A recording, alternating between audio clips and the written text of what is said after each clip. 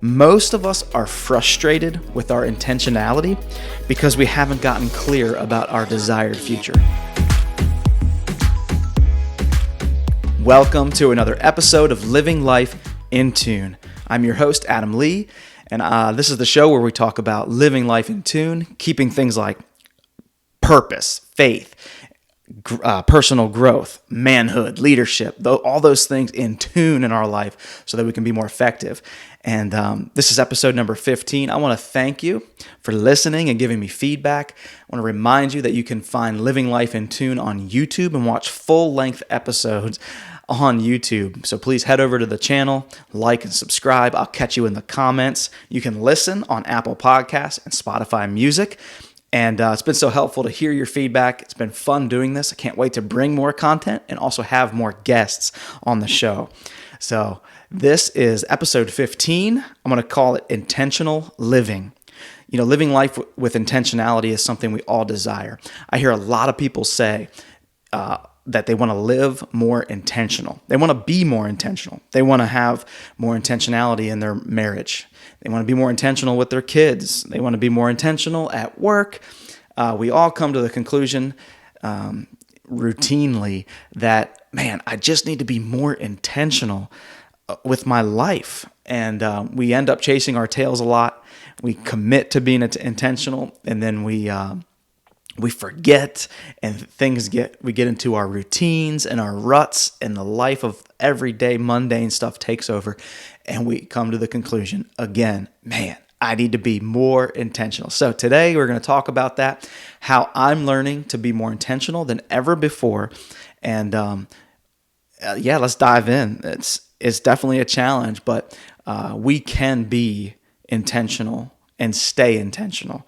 So let's look first into the good book. I want to talk about the heart of this thing, being intentional, in your heart. So Jesus was intentional. I have to talk about that. There's no denying that Jesus was intentional with how he lived his life, the people he interacted with, the things that he did. Going to the cross, this was all a life of intentionality. He did things on a daily basis based on intentionality. He knew what his desired future was. He knew what he wanted. He knew why so he was intentional. So this is a perfect example out of the book of Luke, where Jesus shows us intentional living, and it's just at the heart of this thing. He knew what he wanted and why he came. So check this out. Luke 5:27-32. After this, he went out and saw a tax collector named Levi sitting at the tax booth, and he said to him, "Follow me." And leaving everything, he rose and followed him. And Levi made him a great feast in his house, and there was a large company of tax collectors and others reclining at the table with them. And the Pharisees and their scribes grumbled at his disciples, saying, "Why do you eat and drink with tax collectors and sinners?" And Jesus answered them, "Those who are well have no need for a physician, but those who are sick. I have not come to call the righteous, but sinners to repentance." I love this. Jesus is he's at a tax collector's house. He's sitting with them, eating dinner. Man, that guy just got saved. And already there's Pharisees and teachers of the law who are ridiculing Jesus and saying, "Why are you eating with sinners and tax collectors? This makes no sense. This is not custom. This is not good." And Jesus responds, "I've come for sinners. It is not the healthy who need a doctor, but the sick." And so he was able to justify his actions in the present based off of what was true and decided about his future. I always love this story. It always reminds me of intentionality. Jesus' decisions were rooted in why he came to this earth. He knew what he wanted. He knew what he wanted the future to look like. He based all of his actions and all of his decisions off of what his desired future was. And he basically said, in light of a future where sinners are called to repentance, I'm going over to Matthew's house and I'm sitting down with him and eating with all his friends. Sinners are the people I came for. And in light of that reality, it's the decision I'm making. This is intentionality. This is intentionality, knowing your desired future. Most of us are frustrated with our intentionality because we haven't gotten clear about our desired future. I'm going to say it again. Most of us are frustrated with our intentionality because we haven't gotten clear about our desired future. This is what set Jesus apart. This is what sets intentional people apart. They know clearly their desired future, and they're able to be intentional in the present. Here's the problem with that. Intentional living takes slowing down to speed up. Most people, including myself, cannot slow down for long enough to ask, what do I want? Man, if we could slow down for an hour a week just to speed up, if we could slow down an hour a week, put it on your calendar, ask yourself, what do you want? What is your desired future? Jesus was effective because he knew what that desired future was. And the problem is it takes slowing down to speed up. Most of us simply cannot do this, and I'm guilty of it. I sometimes cannot slow down long enough to figure out what it is I want for my life and my future. And so today I hope to provide a blueprint for intentionality, something that I'm learning. And here's where we're going to get real practical with this. Intentional living in the present requires knowing a desired future. Okay? Intentional living in the present requires knowing a desired future. And knowing a desired future requires intentional living in the present. So you see where we can get stuck chasing our tails when it comes to intentionality. We're not intentional in the present because we don't know our future. And we don't know our future because we haven't been intentional with blocking out time in the present to figure out our future. So let me give you a quick framework. This is something I'm learning in my life. We're part of a program right now at the place I work. And it's called Inner Circle. And one of the things it's having us do is obviously be more intentional with our lives. And here's something I've learned, a real quick framework for slowing down in the present to be more intentional in the future. So, number one, identify. You got to identify what's most important in your life. What areas and roles are most important in your life. Here's what it ended up being for me. I sat down and I identified a couple of key roles and areas that I play. I play husband and dad. Okay, that's a pretty key role in my life. Likely for you, you play husband, dad, or mom, wife. And guess what? That's a really key role in your life. I was able to write down communicator because here I am communicating and I want to be a communicator. So I also wrote down pastor. I've been a youth pastor for 13 years. Being a pastor is something I'm growing into, and it's a key role in my life. So it's sitting down and identifying. Step one is identify the key areas in your life that are most important. And you have to do that. That's step one. You have to know what the most important areas of your life are. The second step, and this one is the time-consuming one. It's easy to know. You can take a couple minutes and go, okay, I'm a dad, I'm a mom, I'm a boss, I'm a principal. It's easy to identify, but evaluation is the time-consuming part. And this is the second step, to evaluate. Where are you now compared to where you want to be? So here's how you determine where you want to be. Because if I'm honest, I'm not always clear on where I want to be. So here's what I'm learning to do. I write down 2 or 3 sentences of what an ideal reality looks like in that role. So for a dad and a husband, here's an ideal reality in a couple sentences. Like, I date my wife. I make time to date my wife. That's one sentence of a preferred reality. Here's another one. I spend time with my kids. Family night. And maybe for at work, maybe I am doing this. Take a couple minutes and write down 2 or 3 sentences of an ideal scenario, and it will help you.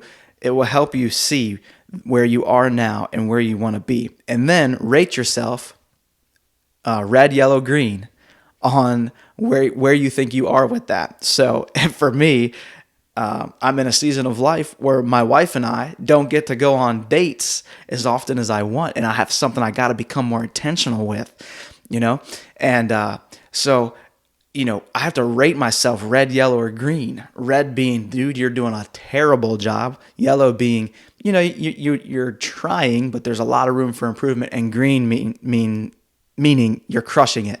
You don't need to improve in this area. So I hope I'm making sense. You identify a couple key areas and roles in your life, and then you type out a couple sentences, or you jot down a couple sentences of what the ideal person in that role is doing, and how they're living their life.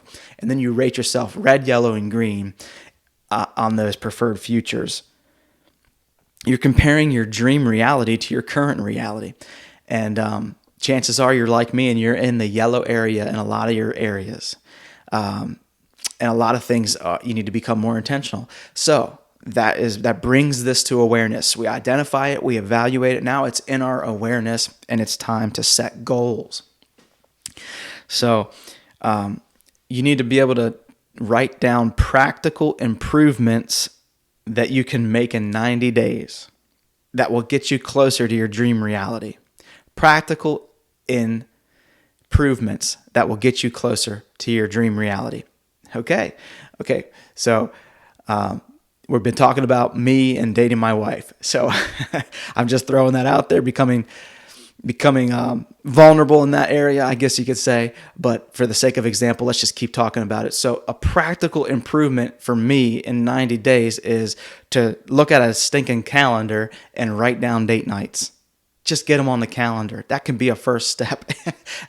Also, I need to communicate this to my wife. That's something I desire, something that I want to try to accomplish. But that's coming up in the next step. But you need to be able to write down practical improvements that you can make in about 90 days. You don't want to write out. The problem with intentionality is we get to the beginning of a year and we say, man, I need to be more intentional, and I just need to live my life with more intentionality. And we just dig into things that are not specific. They don't have a time and a deadline. And so we just get lost. And it really needs to be 90 days, something that you can actually do in 90 days that will get you closer, a little bit closer to that dream reality. Okay, the next part's so important. Accountability. This is what I'm learning. This is what I'm doing right now in my life that's going to help me become more intentional. Part of the reason why intentionality fizzles out of our life so quickly is because we haven't told anybody about the decisions we're making. What made Jesus so special is that he communicated why he came to everybody he came in contact with. The first thing he did was he went out and got 12 guys who he could just consistently communicate his intentionality to them. What he was going to do today, what the future was going to be. He communicated and built his life team rather quickly. Every time he was around people, healing people, he was communicating his intentionality. So building a life team is so important. Accountability is the next step. You have to communicate where you are and where you want to go and how you want to get there to somebody else. It's so important. You can't be the only one that knows. Because if you're the only one that knows, that means you're the only one on the hook for your intentionality. And if you're anything like me, I can let myself off the hook easily. And nobody else will know about it. So it's kind of convenient. So you've got to tell people where you are, where you want to go, and how you're going to get there. You've got to build people into your life who know these things, who can keep you accountable, who can check in on you and ask, hey, where are you with that, Adam? Have you taken your wife out? They can get up in your stuff and ask you how you're doing with these things. It's so important. They really will keep you accountable. And here's our life team in a nutshell. You have you and God in the center. It's you and him. You can't get anything past him. He knows everything about you. It's you and him. And he knows about all the times in the past where I have fizzled out in intentionality. So I can't fake him out. So it's him and me in the center. And then our spouses are like our true north. I love that concept, that they are really our compass that we run everything through, and it ought to be first. If you set a goal and you don't tell your spouse, that's the stupidest thing in the world. It's like you're not going to your map or your compass and getting direction for it. It's just nonsense. So you got to tell your spouse. You got to keep them. They are your true north. God gave them to you for a reason. So you have them at true north, and then you have your friends, people who can come along with you, walk beside you. You have mentors I'm talking about building a life team. You have mentors who are maybe a decade or two past you and have accomplished what you're trying to accomplish. They've been a better husband. They've been a better coworker. They've been a better business owner. So you got mentors and coaches in your life, and then counselors are another one. I'm in counseling right now, bi-weekly virtual counseling, and it's just something that I can another person that I can communicate intentionality to. Here's where I am. Here's where I want to go. Here's how I want to get there. Man, you would be impressed what happens when you start involving other people into your intentionality. The accountability piece is what takes your intentionality game to the next level. And then you have consultants and all these people who you can build a solid life team around you. I'm telling you right now, I am not intentional because I haven't built a life team. This is a revelation for me at this stage of my life. And so I'm currently working to build that team.